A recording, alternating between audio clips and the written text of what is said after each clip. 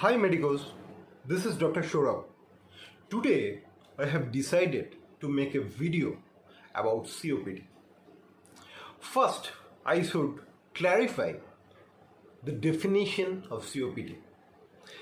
Chronic obstructive pulmonary disease or chronic obstructive lung disease is defined as a airflow limitations which is not fully reversible and the disease process is progressive. These 3 points you should always remember in case of COPD or COLD. Within the obstructive pathology of lung, obstructive disease, there are two kinds of disease, One is obstructive pathology and there is restrictive pathology. I should not disturb the restrictive pathology today, as the aspirations, atelectasis, ARDS, interstitial lung disease, fibrotic lung disease, allergic alveolitis. I will not discuss today. Today my focus should be on obstructive pathology, chronic obstructive pulmonary disease. Within obstructions, there are lots of diseases. I have said already there is cystic fibrosis, bronchiectasis, asthma. Today I will discuss only two: chronic bronchitis and emphysema. Before going to the main topics of chronic bronchitis and emphysema, I should say the main causes of COPD. The first one is cigarette smoking. Those are the persons who are very vulnerable to cigarette smoking, tobacco inhalation, cigar. Those are the main smoking which are basically used in our country. But in USA there is also a other smoked inhalation particles which is called marijuana, which is legalized in different states of USA. And those also cause this kind of COPD type airway obstructions, and patients may suffer with this. The second point I should say, alpha-1 antitrypsin deficiency. The third one, long-standing asthma. The fourth one, outdoor exposure of environmental pollutions. And the fifth one is biomass and occupational gas inhalation and a poor ventilatory area where the biomass degradation, wood burning, the lower socioeconomic people used to cook in their home where there is not properly ventilated, that area is not properly ventilated. Those patients also suffer from COPD for long standing, this kind of biomass burning and wood burning. These are the main causes of COPD. Rather than this, there are several causes of COPD. The first one I should say, hypocomplementemic allergic vasculitis. The second one, the use of intravenous methylphenidate abuse.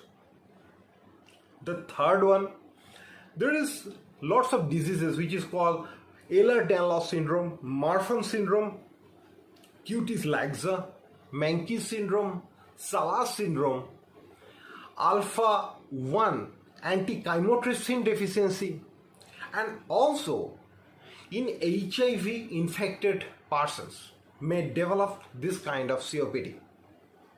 These are the main causes. Just remember, these are the main causes.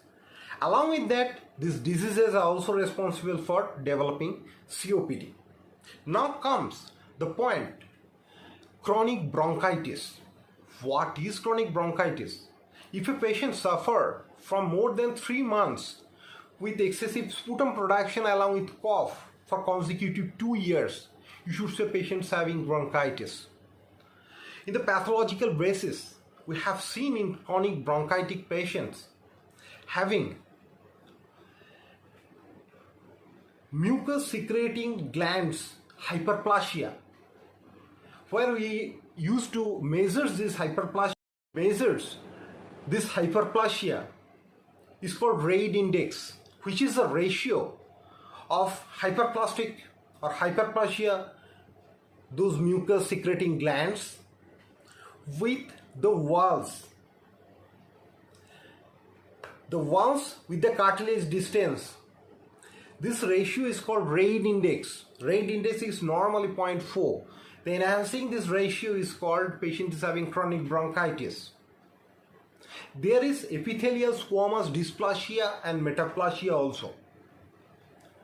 These patients produce cough, phlegm, shows chest tightness due to obstructions, wheeze, and patients may have cough for more than 3 months in a year for consecutive 2 years, by which you can say patient is having bronchitis. And another disease factor is emphysema.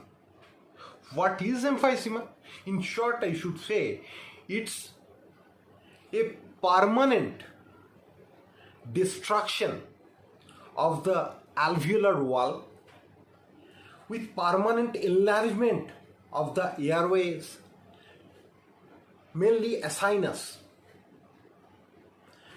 Abnormal permanent enlargement of the sinus along with destruction of the alveolar wall is called emphysema.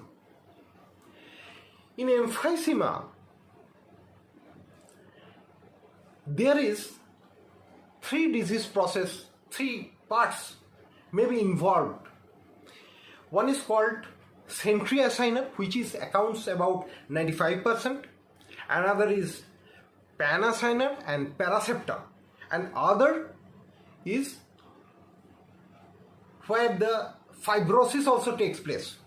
I have forget to say, in the definition of emphysema, you should say there is abnormal permanent dilatation of the airways, basically sinus, with destructions of the alveolar walls without any obvious fibrosis.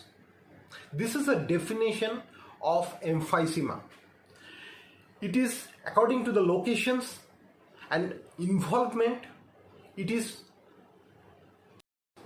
centria asciner, second is paraseptal, third one is panasciner. What is centria asciner? Centria asciner is involvement of destruction or permanent enlargement of the bronchial wall, where it is distal to the terminal bronchiole. It involves the respiratory bronchioles. There are respiratory bronchioles, the divisions 1, 2, 3, where that is division started after the terminal bronchioles. If that part enlarged in this manner, it is called centria asciner. The distal part, alveolar duct and alveolar sacs, the distal part, mainly alveolar duct and alveolar sacs, are not involved in this disease process. This is centria asciner. Panasciner means global involvement. The respiratory bronchioles along with alveolar duct, sacs, all are involved. And what is paraseptal? The involvement of paraseptal is near the pleura of the septal wall. The alveolar sac and sacs and ducts where they involved, the adjacent to the pleural sacs, the septa, those are called paraseptal. Now comes to the basic point, how you should investigate a patient with having COPD. Before that, I should say something. If a patient is non-smoker, you should test alpha-1 antitrypsin, because in the technique called nephelometry, by nephelometric evaluation, you should evaluate the predictive threshold value of alpha-1 antitrypsin, which is 57 mg per dl, less than, we should say the patient is having COPD due to alpha-1 antitrypsin deficiency. And in micromole, that is 11 micromole per liter. Above that, you should consider the patient is having a normal threshold to maintain the elasticity. In case of non-smoker, there is basal translucency. The apex is escaped and the basal area is translucent. It's a thumb rule. You should always remember, if a patient is non-smoker, just look for the X-ray or CT scan of thorax that basilar translucency is seen or not. If the apex is escaped and the basilar part is hyperlucency, you should say the patient is having alpha 1 antitrypsin deficiency. Along with that, in COPD, there is an important point you should remember. There is not always increase of PCO2. PCO2 level increases when there is FEV1, forced expiratory volume in 1 second, less than 1 liter. You should remember, in a patient of COPD, there is not always increase of PCO2 unless the FEV1 value is less than 1 liter. Now comes the severity staging system of COPD. Mild, moderate, severe and very severe. In case of mild, accordingly I am saying mild, moderate, severe and very severe. FEV1 by FVC, FEV1 FVC ratio is less than 70%, and the FEV1, if that is more than or equal to 80%, it is mild. Where FEV1 FVC ratio less than 70% and FEV1 is being between 50 to 79% predicted, you can say patient is having moderate COPD. And where there is below 50% FEV1 and FVC ratio is less than 70% and FEV1 is less than 50% but more than 30%, you can say it is severe COPD. And in case of very severe COPD, you always see the spirometric evaluation, lung function test, where you should see that there is FEV1 FVC ratio in very severe COPD. It is less than 70%. Along with that, FEV1 is less than 30% or less than 50% along with chronic respiratory failure. And there are different dyspneic evaluation systems by which we can assess the daily activity and dyspnea patient may suffering of, which is one is called COPD assessment test, which is called CAT, and another is MRC, which is called Modified Medical Treatment Council Questionnaire. There are also different dyspnea and chest tightness, the patients, how much patients can walk exactly, where we can assess the patient, how much patient is suffering with this disease and the severity of this disease process, along with the staging system. Now comes another topics which I should say along with this COPD, where I have already said chronic bronchitis and emphysema are called the COPD patients. Those patients are called COPD. But there is another term which is called asthma COPD overlap syndrome. In case of asthma, there is eosinophilic activation of immune system, and which is basically helper T2H cell induced.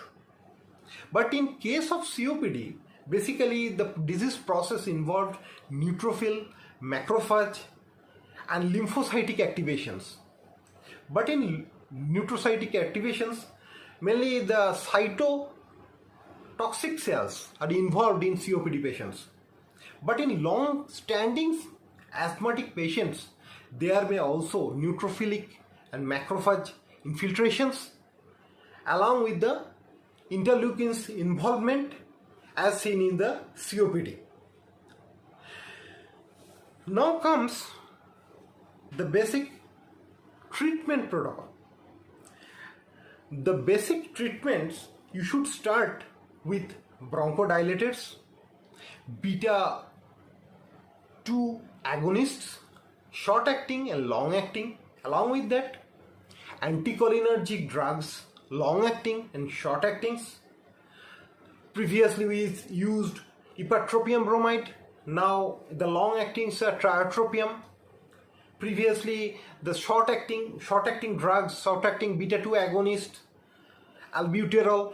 Now the salmeterol, and along with lots of meclidinium, aclinidium, there is vilanterol. There are several new drugs now we used to apply. And along with that, in COPD patient, you should start with macrolide antibiotics. If there is involvement of proteobacteria, Haemophilus moraxilla catarrhalis, use other broad spectrum drugs along with specific drugs when you use to diagnose the what bacteria involvement with those bronchoalveolar lavage testing. Rather than this treatment, there are several other drugs also used in this new era. One is called monoclonal antibodies, one is called chemokines inhibitors, and other drugs. I will discuss in a different video what are chemokines and what are the chemokines inhibitors. In HIV deficiency patients, we used to give this kind of drugs to minimize the COPD complications. Maravirox. There are different chemokines. CCL5 inhibitor is Maravirox. I will discuss in details what is chemokines, what is lymphokines, what is monokines. There are different factors. Other drugs are methylxanthines, which are disfavored in these days because of their complications. Rather than these, leukotrienes inhibitors, phosphodiesterase E4 inhibitors, roflumilast, and other drugs are used accordingly, according to the severity, according to the disease process, according to the prognosis of that patient. And in case of alpha-1 antitrypsin deficiency, if you diagnose, you should give intravenous augmentation therapy with AAT. The dose is 60 milligram per kilogram and the interval should be 0-7-21. I think I have covered a minimum area of COPD, the causes, the disease process, the disease involved, smokers and non-smokers, the diagnosis. I forget to discuss the very important diagnostic thing for COPD. The chest X-ray. When we see the posterior anterior view of chest X-ray in COPD, you have seen there are specific changes in COPD. In chest X-ray of COPD, firstly, you look for the dome of diaphragm. The dome of diaphragm should be flattened. Or scaphoid type, not that concave type. It should be increased and that is flat. The dome of diaphragm is flat. Secondly, from anteriorly, you have to count that 7 ribs. If the ribs are more than 7 in number, you should say patient is having COPD. But not in thin and tall patient. They are more than 7 ribs you can count from front. The third thing, heart is swinging above the base, swinging in the wing, singing in the wind. The fourth point, there you can see the bulla, the curvilinear line enclosed a black hole which are called bulla.